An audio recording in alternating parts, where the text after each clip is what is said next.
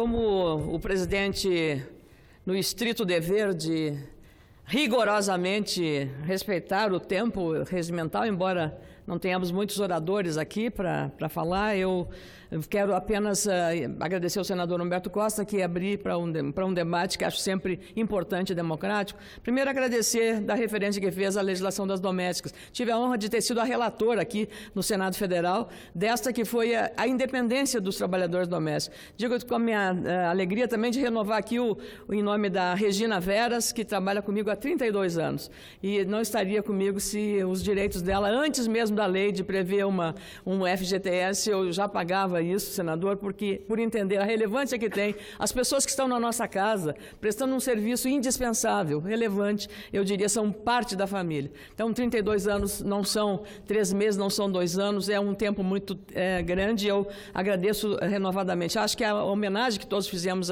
aos domésticos foi exatamente tratar como os outros trabalhadores da indústria, do comércio, da agricultura, trabalhadores urbanos, todos eles, o empregado doméstico tinha que ter essa dignidade com carteira assinada numa lei adequada. Sobre os mais médicos, apenas uma observação, senador Humberto Costa. Eu acho que o presidente eleito, Bolsonaro, não tem a caneta. Ele não pode assinar nada, ele só pode fazer isso a partir do dia 1º de janeiro.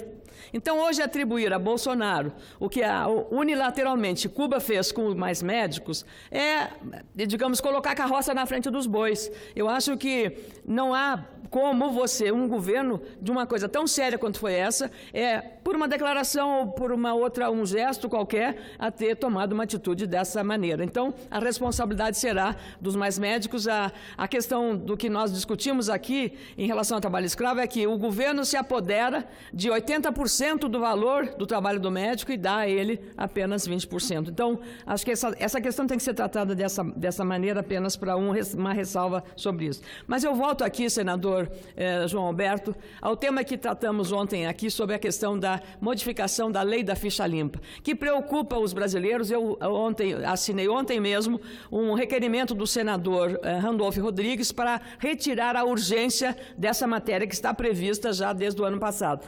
O senador Ataídes Oliveira, hoje, novamente, ele também tomou uma iniciativa, já vi várias assinaturas, eu também assinei o requerimento para a retirada da urgência dessa matéria do PLS, que trata de mitigar, reduzir os efeitos da lei da ficha limpa, que foi uma conquista da sociedade, defendida pelos partidos de esquerda, lá como iniciativa popular, a primeira que houve no país. Então, essa lei da ficha limpa, eu acho que ela precisa ser preservada. Aliás, acho muito importante, nesse momento que se discute essa possibilidade, quero saudar a iniciativa do presidente Eunício Oliveira, de que poderá rever, desde que haja número suficiente de assinaturas para esse requerimento de retirada de urgência para a matéria. Em relação a essa questão, e passo a palavra, concedo a parte aqui ao senador Theomário Mota com muita alegria. Senadora, primeiro, muito obrigado. Eu aproveito a oportunidade que Vossa Excelência nos cedeu essa parte. Também assinei, o requerimento do senador Ataídes, porque isso aí naturalmente vai de encontro. Tudo que a sociedade realmente está querendo e o povo está querendo. Não vejo nenhuma... Aqui nós não podemos criar nenhum mecanismo de proteção àqueles que escolheram o caminho do errado. Então, eu acompanho Vossa Excelência nesse sentido. E quando Vossa Excelência fala com relação à lei da proteção, por exemplo, da doméstica, eu me lembro muito bem que minha mãe era uma empregada doméstica, E na época, Vossa Excelência fazia essa homenagem a essa sua secretária do lar, que trabalha muito tempo, e eu naturalmente me lembro disso. E hoje, nesse dia tão importante, que é o dia do reconhecimento da cor negra, eu fico muito feliz que meu avô, ele era negro, de Garanhuns, lá de perto de Garanhuns. Cadê o Humberto? Tá aí, Humberto da Taí?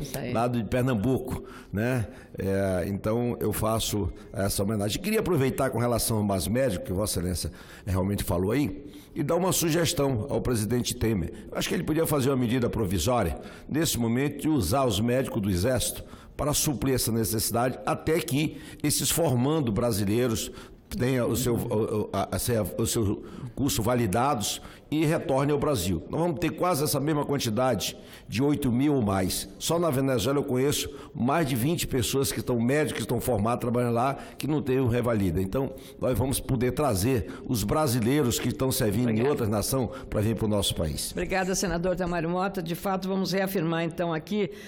Acho que essas soluções têm que ser. Não dá para apostar, como fez o senador Humberto Costa, não vai dar certo.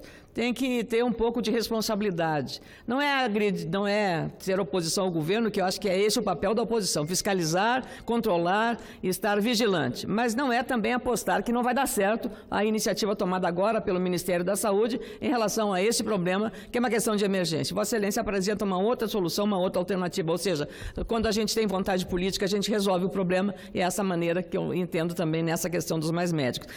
Queria concluir essa questão de não mudar a lei da ficha limpa, porque acho que a sociedade brasileira está hoje imbuída de uma prioridade: combate duro à corrupção, que escorreu pelo ralo o dinheiro que faltou para muitos setores importantes. Quando o juiz Sérgio Moro foi chamado e aceitou o convite para ser ministro da Justiça, senador Regufe, havia o receio de que a Operação Lava Jato pudesse sofrer algum tipo de enfraquecimento. Hoje, na composição da equipe que estará junto com o Sérgio Moro no Ministério da Justiça, um ministério que terá uma relevância maior do que tem hoje, porque vai abrigar também a segurança pública, o Ministério da Justiça e Segurança Pública, a gente percebe claramente que aqueles personagens que foram relevantes na Operação Lava Jato estão compondo com o Sérgio Moro exatamente essa continuidade do combate à corrupção. Não só, seguramente ele pensa e deve pensar que a lei da ficha limpa tem que ser preservada naquilo que a inelegibilidade dá para 8 anos e não reduzir para 3, os crimes cometidos até 2010, mas também ele está fazendo uma proposta importante, que em matéria anticorrupção, a execução da pena a partir da condenação em segunda instância, que é uma questão que deverá constar de um projeto que ele já está sinalizando encaminhar ao Congresso Nacional. Isso é relevante, porque ele entende que o Supremo já tomou esse entendimento em 2016, mas que permitindo, ou seja, a execução em segunda instância. O mais prudente, a palavra é do próprio juiz Sérgio Moro, agora ministro da Justiça, o mais prudente, disse ele neste momento, é apresentar um projeto de lei para deixar isso mais claro na legislação ordinária. Então, isso é fundamental e a isso resguarda e retira qualquer receio de que a Lava Jato sofreria algum tipo de percalço ou redução de relevância com a saída de Sérgio Moro do comando dessa operação, que não só teve relevância do combate à corrupção e ao crime organizado, mas também deu uma visibilidade ao Brasil, no mundo desenvolvido, na América Latina, na América do Norte, na Europa, porque isso se assemelhou à Operação Mãos Limpas na Itália, que foi relevante para desmantelamento das máfias. Aqui nós estamos tratando disso. E o juiz Sérgio Moro anunciou o delegado Maurício Valeixo para ser o diretor-geral da Polícia Federal. Ele que foi um atuante terceiro na hierarquia da Polícia Federal na administração anterior, que foi considerada de extrema relevância e também muito republicana na sua ação da Polícia Federal, tanto quanto o Ministério Público e o próprio Poder Judiciário. Escolheu também Rosalvo Franco, que foi ex-superintendente da Polícia Federal no Paraná, para a equipe de transição. E a juíza Flávia Macedo, da 13ª Vara da Justiça Federal, lá de Curitiba, também da equipe do juiz Sérgio Moro, para integrar a equipe de transição. Ou seja, de dois lados, estamos vendo aí, de fato, um comprometimento pessoal do futuro ministro da Justiça, juiz Sérgio Moro, que comandou a Lava Jato, com as questões relacionadas a um duro enfrentamento à corrupção no nosso país, pela lei e pela ordem. E a lei tem que ser igual para todos. E eu queria também registrar aqui que hoje nós tivemos um debate muito importante relativo à questão à lei antiterrorismo, que já existe e que teve vetos que foram mantidos, os vetos da ex-presidente. Quero dizer que essa matéria, tanto quanto aqui hoje poderia estar sendo pautada a alteração da lei da ficha limpa, essa matéria precisa ser discutida pelo Congresso, que vai assumir em fevereiro de 2019. O Congresso vem com uma nova imagem.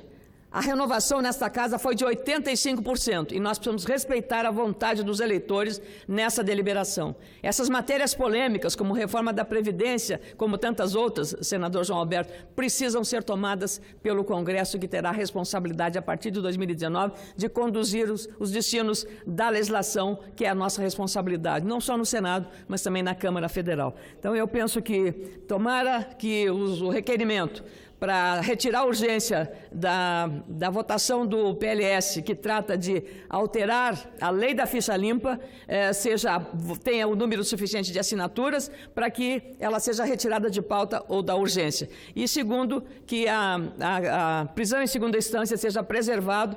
Já há entendimento do Supremo, mas com essa iniciativa legislativa dará as garantias legais para isso. E essa questão que discutimos hoje na CCJ deixou muito claro que o Brasil precisa disso. Aliás, é uma condição sine qua non para entrar na OCDE, que é a Organização de Cooperação para o Desenvolvimento dos Países. Então, nós estamos caminhando adequadamente e acho que o Poder Legislativo não pode se furtar nesta hora a de entender o tempo e o melhor momento de votar matérias dessa relevância. Obrigada, presidente.